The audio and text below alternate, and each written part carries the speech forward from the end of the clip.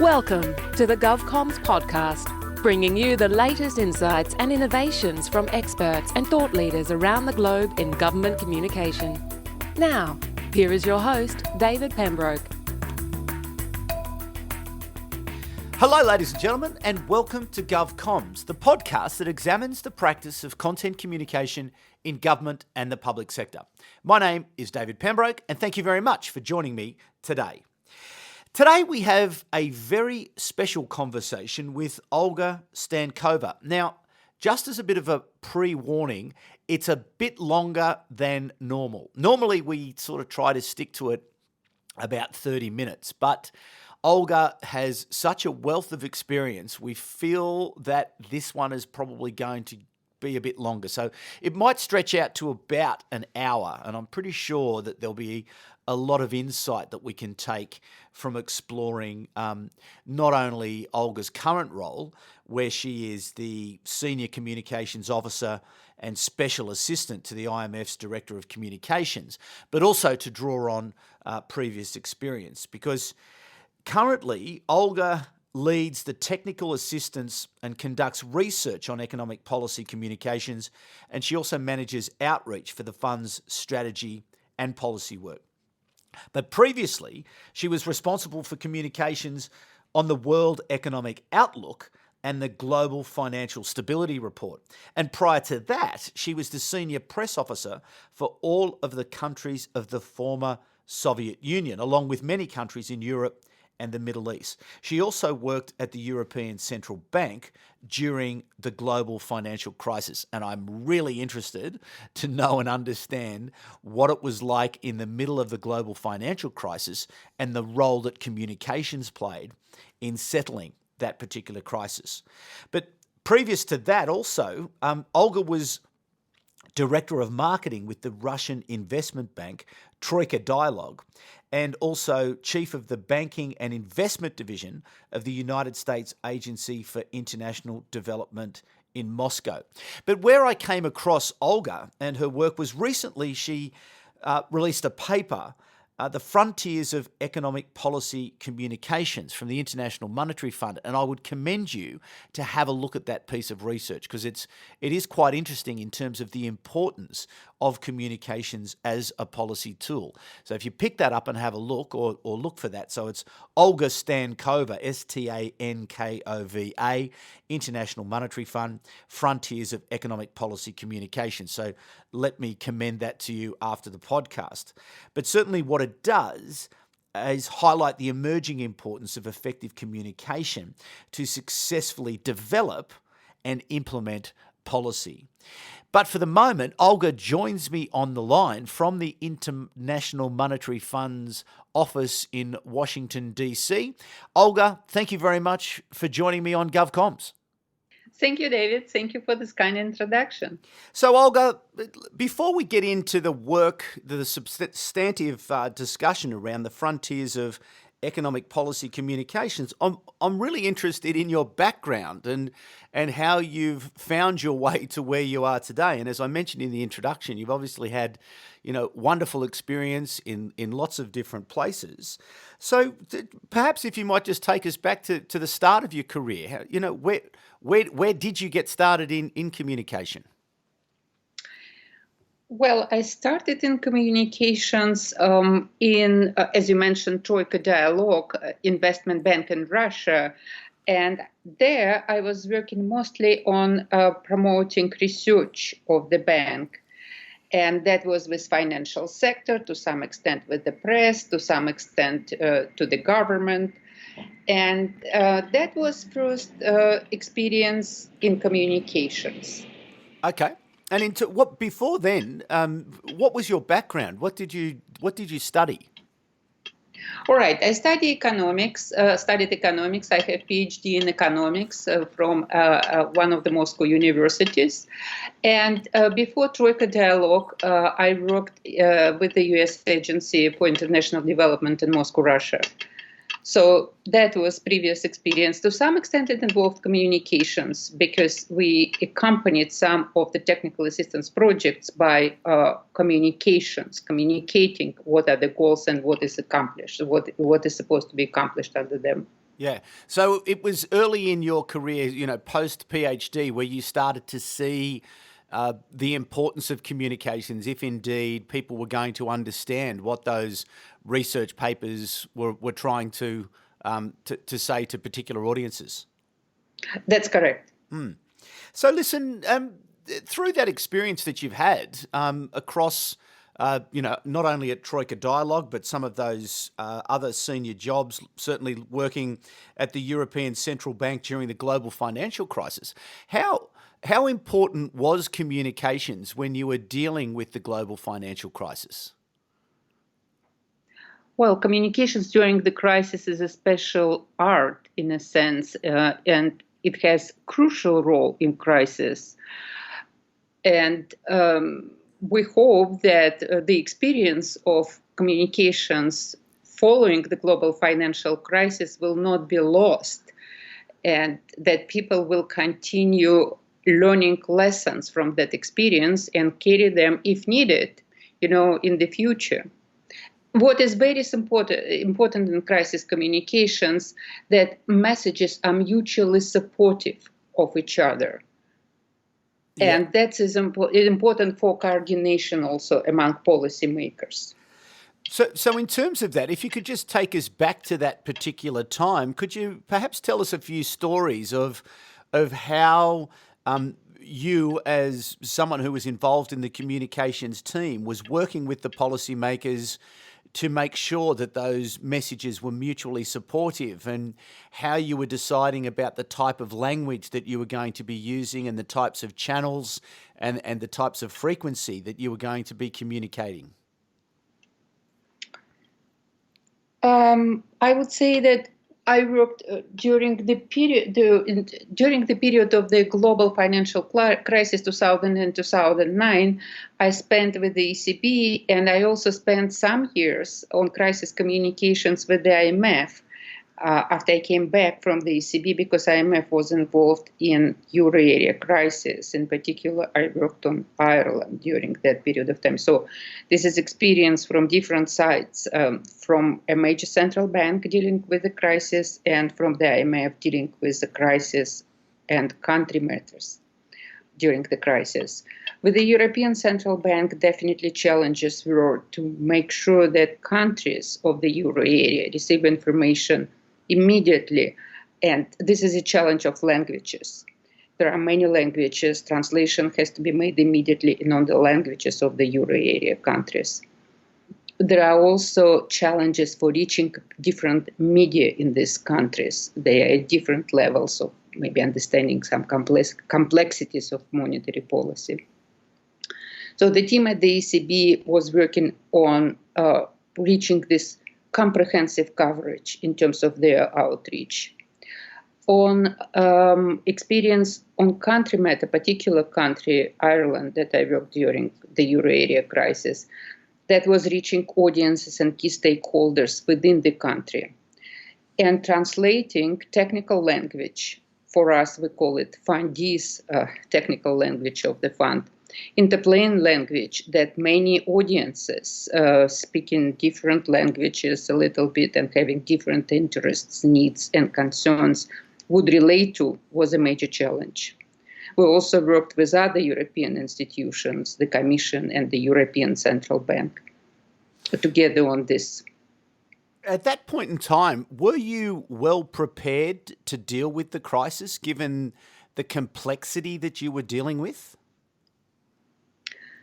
There was definitely some experience, and that takes me maybe back to my initial point. The fund dealt with a number of crises, IMF, and that experience definitely helped in dealing with the global financial crisis and the euro area crisis. And that's my point, that we hope that experience, most recent crisis, will not be lost and will inform policymakers going forward. As we know, crises always will come and they will be dealt with. Hopefully that experience will help. But we learned a lot, David. We learned a lot. Yeah. So tell me about some of the things that you did learn in those I can't imagine the types of pressure that you must have been under at that particular time where it was a genuine crisis. Often the word gets overused, but that was a genuine crisis. So as one of the senior communications team, what was some of the advice that you would give people if they do find themselves in really harsh, oppressive, time-poor environments? That, what do they need to do to be as effective as possible? You can never truly prepare for a crisis. One of the features of the crisis that it always comes in a new form and with new challenges. What still, perhaps the wisdom of preparation still applies.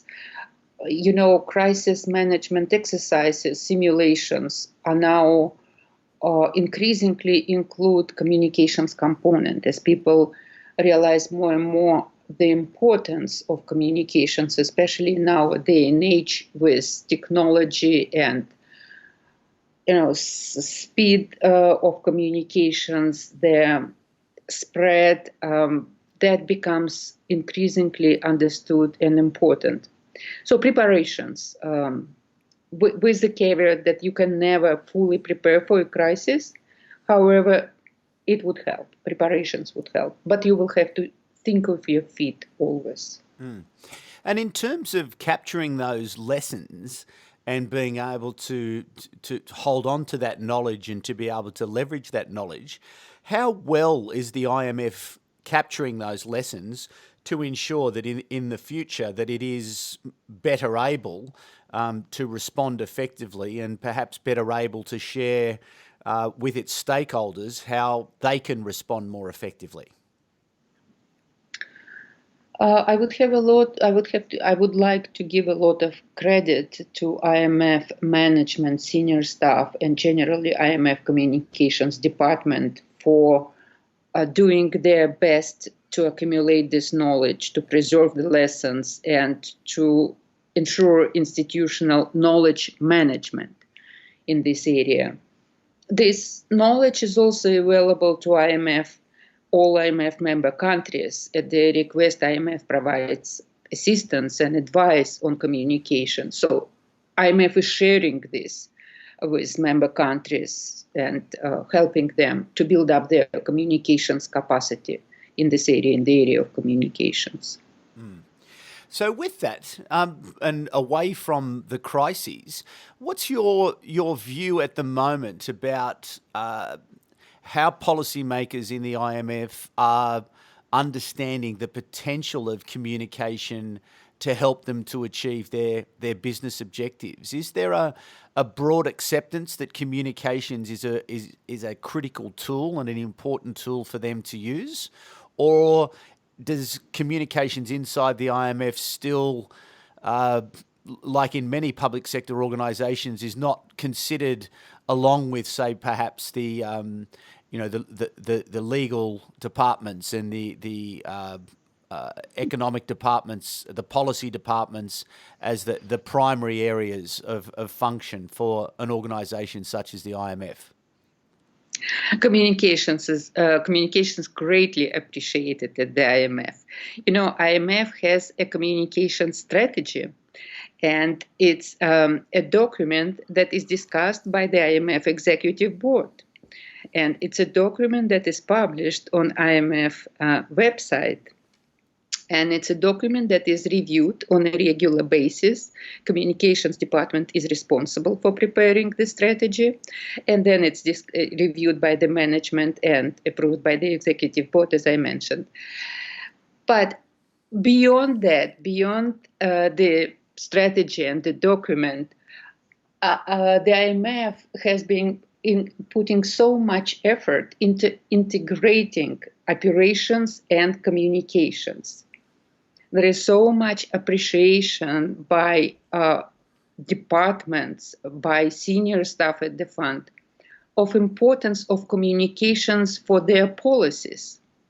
Communications can never be a substitute for good policies, but without understanding and acceptance of economic reforms and economic policies by those whom they affect, these policies will more likely fail or be even reversed. There is understanding of this importance of building public support. Yes, it's a critical function, isn't it? And that's very encouraging to hear that it's integrated so centrally into the day-to-day operations of the IMF, and it's seen as that strategic lever that it should be. So, in terms of the IMF team itself and that communications team, can you give us a bit of an outline of what sort of capability exists inside the IMF communications team? It's a communications department. And its department is, we have internal classification of departments, and functional departments are policy departments like monetary and financial markets department, fiscal affairs department. And policy departments develop their policy areas the same about communications department. It's a functional department, and communications is viewed as a policy tool in its own right at the fund. So the team is very important, and the team works in two systems. It's a system of functional divisions: media relations, digital communications, which is social media, public affairs, policy communications, publications. There are many functional divisions. There is also metrics teams system, where people join from various divisions and work on particular policy areas and work with particular departments. So it's these two structures within the department. And how many people would you have in that department? It's between 80 and 90 at the moment. And is that at full strength? Is that as big as it's been, and is it a growing area inside the IMF? It's not growing. We have not been growing for quite a while. It's a flat budget at the IMF. So the number of staff is at the established level. I think what we are trying to accomplish is to grow ourselves in terms of our expertise and capacity, to integrate better within the department, to integrate better with other departments, to be at the forefront of technology, to see what are the trends and how we can implement most advanced trends and technology in our communication. So it's growing the quality of communications team. Yeah, okay. And it's interesting. That's a fairly common sort of approach, I think generally referred to as the digital dividend of how can you use technology to become more productive and challenge yourself to become more productive through better work practices in order to deliver against whatever the program of activity or the particular business objectives are. So it doesn't surprise me that that's the way that you're going about it. So just drawing back on your experience perhaps and how things are at the moment, can you give us some sort of insight into the way that a typical planning cycle might look like for the IMF?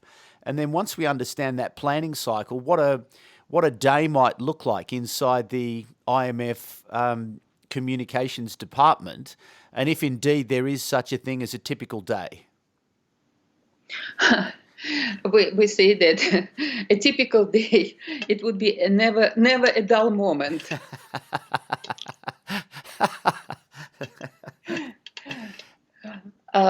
So we definitely try to plan as much as advance as possible. The fund, in fact, a little advertisement, we will soon publish a work program for the IMF Executive Board, which means a range of policy papers and policy discussions, policy products that the fund will be focusing on over the next 6 to 12 months. We align our communications with the work program. We also know that there is a cycle of what we call Article 4 consultations, which is macroeconomic surveillance over IMF member countries. We also know that there are programs, and programs have their critical milestones, their review moments where communications come into full force. And we always know that it's never a dull moment, and we will have something unexpected on our hands from one part of the world or another, from one country or another. So it's a combination of planning cycle. It can be a longer-term planning cycle, shorter-term planning cycle, and it's also expect the unexpected type of approach. And so on any particular day, is there a stand-up meeting at the beginning of the day where the team comes together and so they understand what the priority is on any particular day? We have twice a week. We have these exactly kind of meetings when the entire department is welcome for about 30-minute quick review of the issues of the week, and maybe the following week, how we address them, what's new, what's on the horizon for this period of time. Also, we have, of course, a calendar of events going a month or two forward, but nonetheless, the meeting on Monday is focused on the week, and the meeting on Wednesday is focused on maybe the end of the week and the beginning of the next week. This is a rolling kind of calendar and process. Yeah. And in terms of your measurement and evaluation of your effectiveness, how do you track your effectiveness? Well, it's a challenge. It's a challenge that we are trying to address. We certainly do what we call impact reports, how policy messages were received by various audiences, what was press response, what was maybe response in academia and think tanks and policymaker community. This is done through review of the press coverage and also through interviews and surveys periodically of these key audiences for us. Yeah, we are doing regularly this exercise after every major events, after our what we call annual meetings and then spring meetings. After major releases, we always look into impact assessment and how we should reallocate resources, what worked, what didn't work. Yeah. In terms of that, what are you seeing at the moment? And again, it's probably a very hard question to answer because I imagine each part of the work program is quite different, focused on a different audience, perhaps in a different, even at a community level in a different country. So different types of tactics and different types of stories are going to work in different parts of the world. But could you offer perhaps a broad view on what you're seeing at the moment as, you know, the key fundamental opportunities for communication teams in government and the public sector, and the things that they should be on top of, and perhaps the things that they should be testing and learning and becoming more capable in?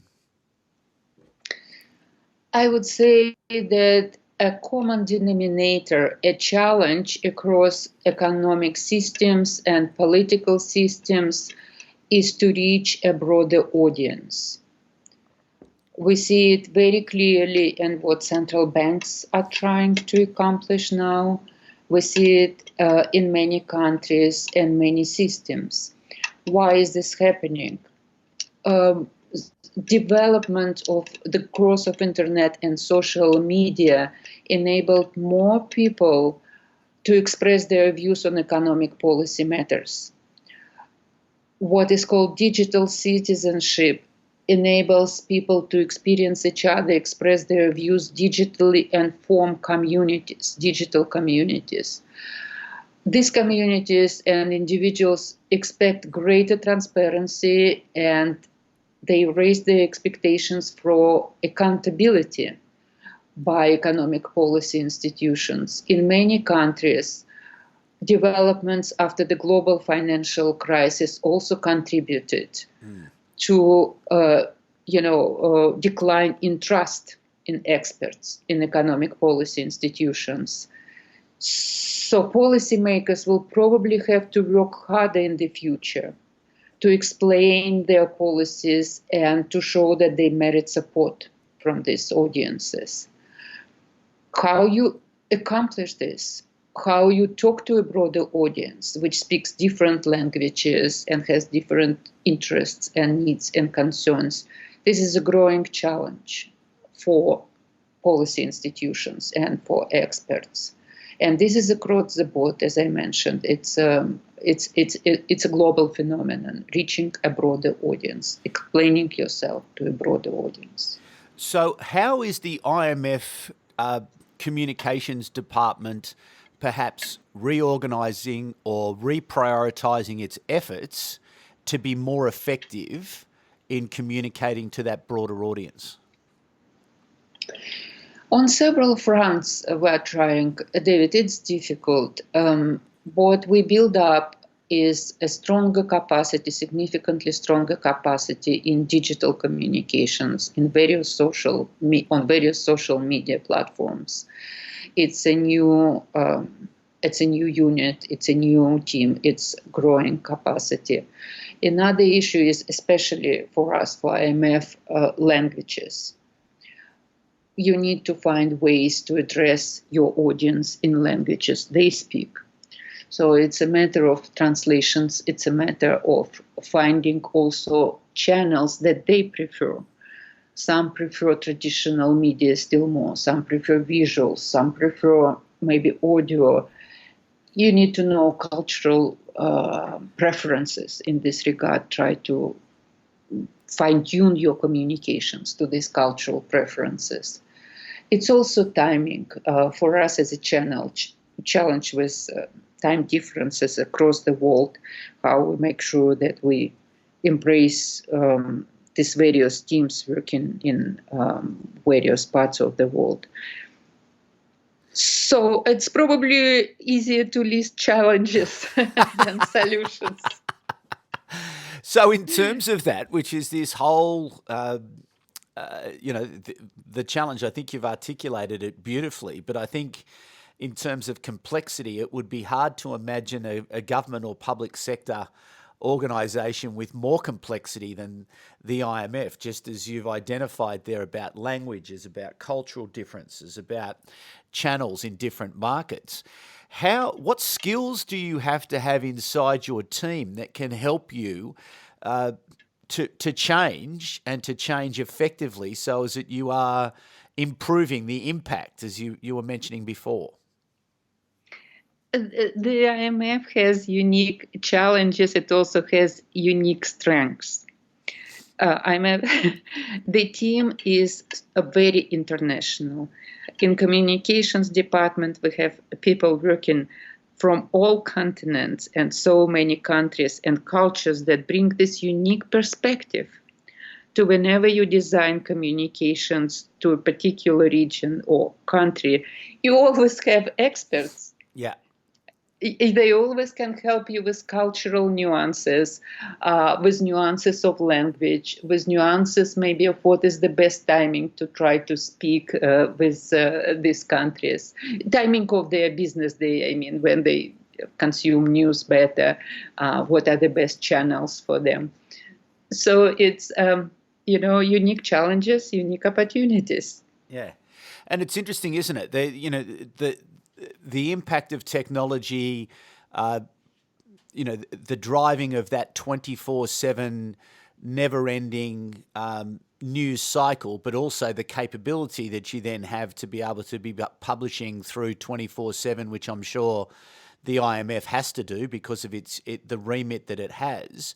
How then has the communications department there dealt with that particular change, where we've moved from a more static world in the analog world to a far more active, faster, content-driven working environment, which is, as you said before, meeting the needs driven by digital citizenship, those needs for personalisation, the needs for transparency, the needs for accountability. How is the IMF Communication Department changing its work practices and its priorities so it can be effective in this new world? Yes, David, we became a department that never sleeps. On very practical level, it's now possible to issue a press release globally to the fund's entire database of many thousands media from your cell phone. It's possible to post almost from home major documents, major publications. Technology is very important. It's a challenge, but it's also an opportunity. It's double-sided, sword. And another thing is that we became almost 24/7. And I don't know whether it's good, maybe not so good for families, but this availability of information technology, we check our emails, we check our news packages 24/7. I'm not sure we disconnect. And some people even complain that they cannot disconnect even when they go on vacation. So it's almost a professional deformation, 24/7 cycle.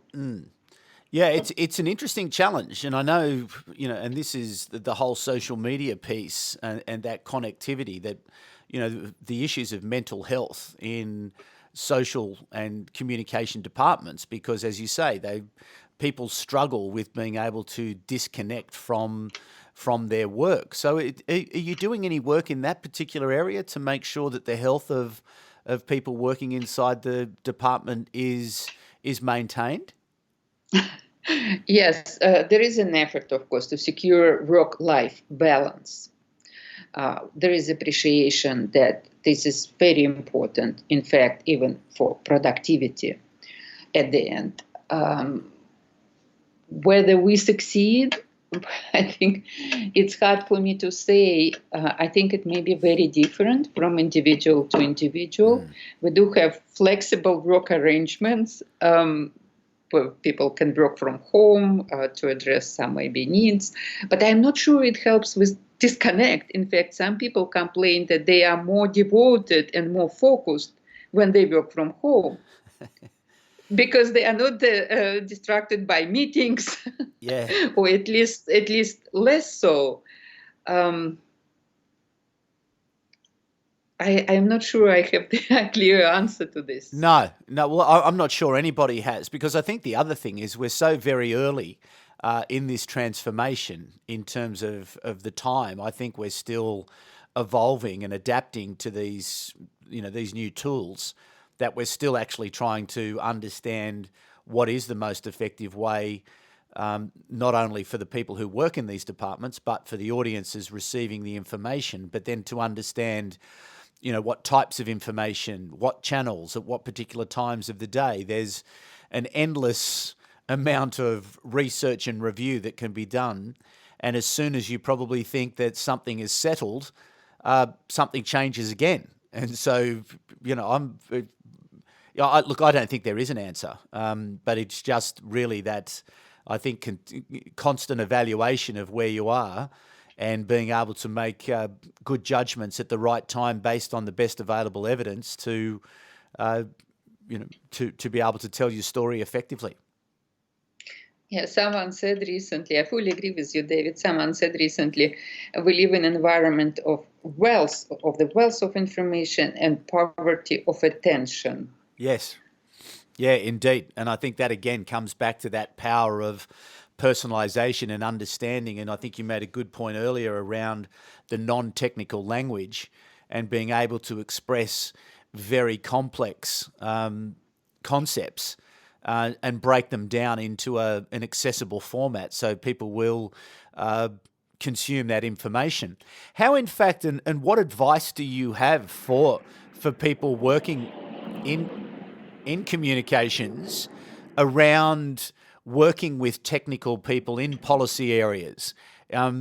this increasing need to make information accessible, but when you have subject matter experts who are, perhaps less engaged with the need for accessibility and more engaged around the integrity of the story, and they feel that everything has to be put into a story and it has to be expressed in a particular way.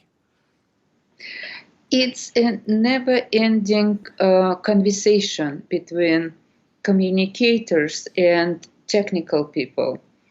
But I think appreciation is growing of the need to make adjustment if you want people to understand you. We are trying to find, of course, a balance between simplifying the language and delivering the message unchanged. It's a challenge. When you simplify language, there is a risk that you will also change and simplify the message. The message has to remain unchanged. The message has to be delivered in its correct form and shape and meaning. So we have a joke that it's your grandmother test. If you cannot explain it to your grandmother, you maybe need to work more on your explanation.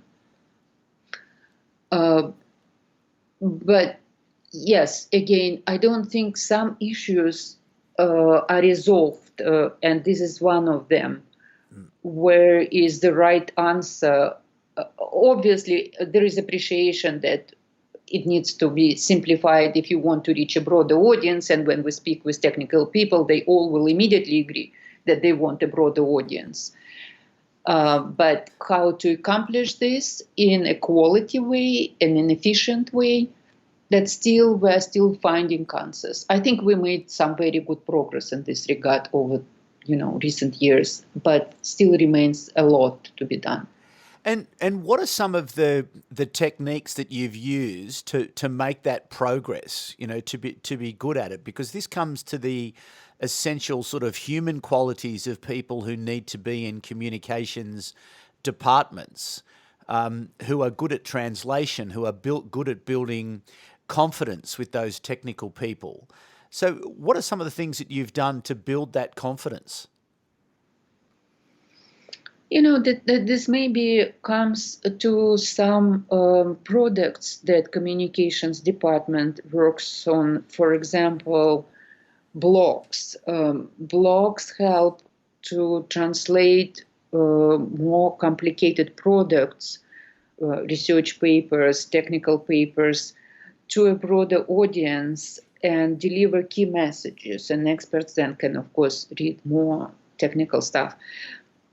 And people developed these skills, people working on these products. This is only one example. We also have podcasts, we also have videos, we also have a quarterly magazine, Finance and Development, which is doing wonderful job translating more complex issues into a broader audience in a very interesting and very engaging way.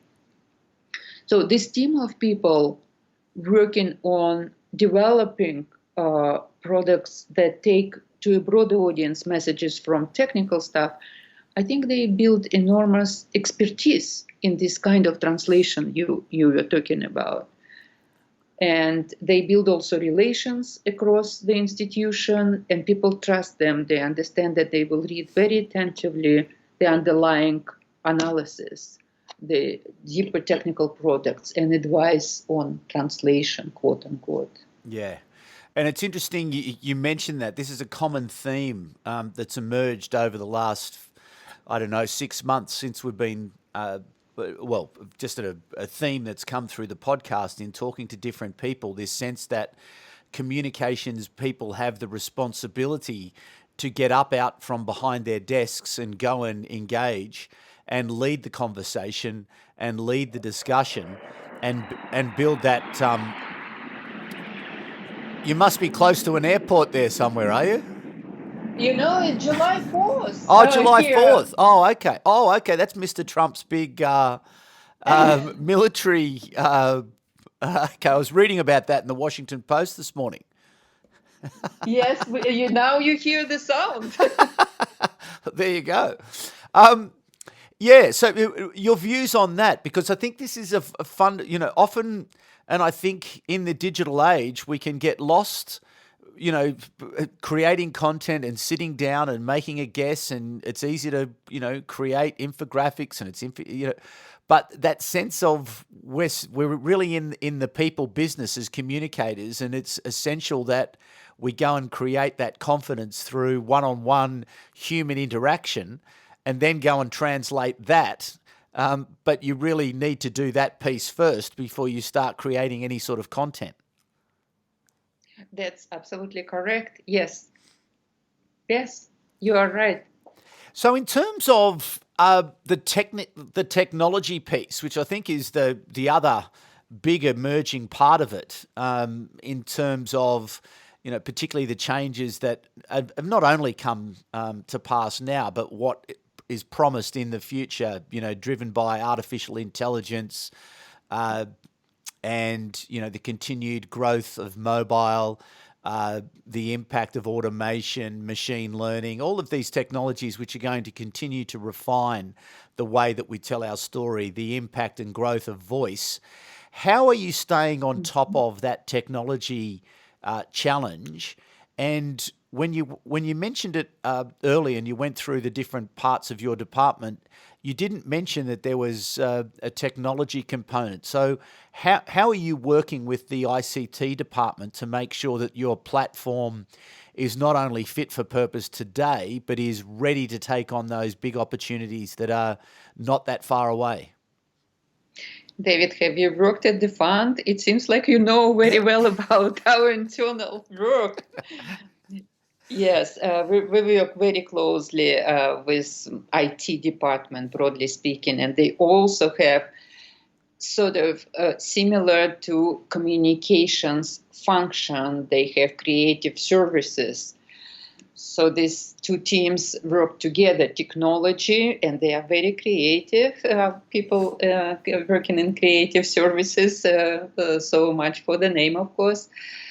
And people working in communications department. Yes, we were just discussing, believe it or not, about 2 weeks ago, how to deal with new things that we see emerging: voice search, visual search. All of this is already out there. This automated translation, you just have an app and you go to other countries and it's translated to you automatically. People are using this already in their practical life. So what will it mean for communications products? Yeah, it's fascinating, and again, that piece of around translation that you mentioned earlier. So again, what advice do you have then for people in terms of their engagement with the ICT area? How can they be most effective to get the biggest impact and the biggest benefit from working with those areas? I think it is about thinking outside of the box. In the years to come, it appears that change will be the only constant. Things that we use now may not be in use 3 years from now. It's about probably forward-looking thinking, most important element of this whole story, and being open to change and being creative and innovative, and accept that you will have to live with the change. There is no finish line. And it's a big challenge, especially for institutions that have certain established procedures and ways of doing things. And to move to a situation when change will be normal, evolving change, it is very difficult, but this may be the future. Which obviously comes back to leadership, doesn't it? That ultimately the leadership needs to give the organisation the permission to be able to experiment, to test and to learn and to understand. And again, your advice, what would your advice be to communications people who are perhaps looking to lead into their organisations? How can they convince the senior executives that of exactly what you're talking about, that there is going to be a need to take risks if the organisation is going to most effectively explain the benefits of its policies and programs, regulations, services and other things? How to convince the leadership that communications is important? That is your question?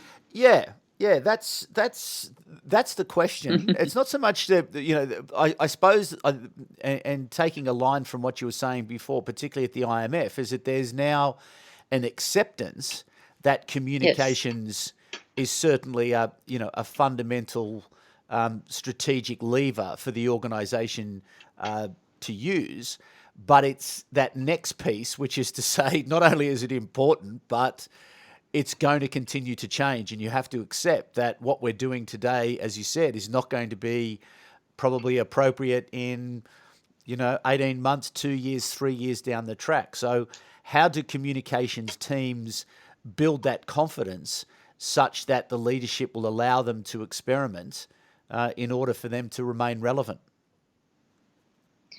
I would say that it was through very hard work.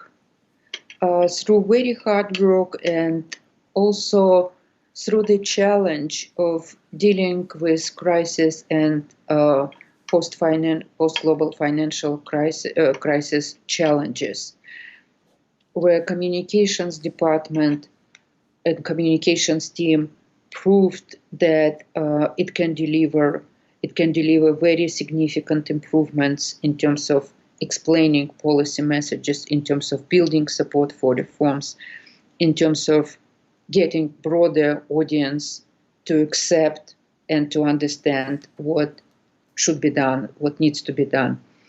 So this was earned by hard work for communications department over years. To accomplish this on the spot, if there is no acceptance of this on the part of the leadership, I think this may be challenging. Maybe examples of other institutions can help, how it works in other institutions, in other countries, in other policy areas, and what benefits they reap from enabling communications to integrate with operations and to be engaged in the process from the early stages and guide the process on how it will be received by external audiences. Yeah, because that particular challenge that is again, I think for a lot of communications departments and in government and the public sector, is that sense that they're not there at the origination point, and they're perhaps left out of the conversations, and just it's seen as an end of the line function as opposed to a strategic function. Yes, that is the issue, and we see it. We see it in many institutions. I fully agree with you. We also see this increasing recognition of the role of communications as a policy tool in its own right, and authorities building up communications capacity and getting communications people on board at early stages, at policy formulation stages. I know some central banks inviting communications people to policy-making decisions. They want to hear immediately on the spot how this may be received by the broader public, what they will be presenting. So in a sense, communicators provide feedback to decision-making. It's at different stages, at different countries, institutions, but the trend, I think, is very encouraging. Yes, I would agree with you, and I'm very pleased to know that the exposure that you would have at a global level to understand that is the trend, because it certainly makes sense. And again, as you were mentioning earlier, the impact and the importance of communication as technology continues to fundamentally change the way people send and receive information, the growth in connectivity, the growth in mobile communications is only going to become more important. And that is obviously what's fueling this trend that you're seeing. And it's probably going to become more difficult because in about maybe 5 to 10 years, everybody on Earth will have broadband access. And when everyone has a voice, the level of noise will unavoidably increase. So policymakers will have to work harder to make themselves heard, understood, and believed through this level of noise. And we see it already now happening. They will have also to address the challenges of fake news and misinformation, which may be also growing. So they need to really think very seriously about communications capacity. Well, Olga, thank you so much for being very generous with your time and patiently explaining to me and to the audience just exactly the work there at the IMF. And just before you go, I would like to just mention the paper that you wrote, The Frontiers of Economic Policy Communications. I'm not sure how you fitted it in with everything else that you've got going on in your job. But what was the purpose? What was the thinking behind putting together that paper, which I would encourage people to go and have a read because it's a very accessible piece of writing. Oh, thank you, David. Yeah, and it sort of certainly situates communications as a central policy function and tool. So yeah, I think it's well worthy of people reading it. But again, just what was the purpose of doing it? David, I would like for policymakers to realize that there is room for one policy area to draw from experiences in the others. And the paper indeed surveys a number of policy areas and communications challenges in these areas. So the idea is that whether it's a person in the Ministry of Finance or central bank, they can have an overview of the entire economic policy area, communications. And the goal was to help authorities in their efforts to make communications and policy tool and use communications to explain their policies more efficiently. And, at the IMF, this idea received great support, not only in Communications Department from our Communications Director, Jerry Rice, but also from other departments, from Monetary Policy and Fiscal Affairs Department and Research Department and Policy Review Department. It was, again, to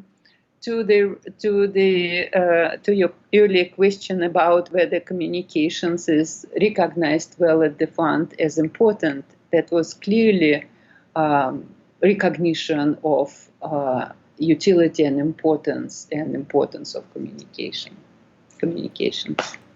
Well, indeed. Well, I think it's a very effective tool. And as I mentioned just before we got started in the interview, I know it's being read widely in a lot of the economic departments here in Australia, and I'm sure in different parts of the world as well. But again, great demonstration of leadership from the IMF in this very critically important and challenging and evolving and growing part of the economy. So congratulations to you and to the leadership of the IMF for actually recognising that it is important that these issues be discussed. So again, Olga, I'll let you get back to the jets. I'll let you get back to Mr. Trump's show of force there. And the fireworks will be coming soon. Okay. And yeah, so thank you so very much for being so generous with your time today. Congratulations on all of your success. I look forward to further conversations in the future. We will certainly continue to watch the growth and the progress of the IMF and how it deals with the challenges that will continue to come.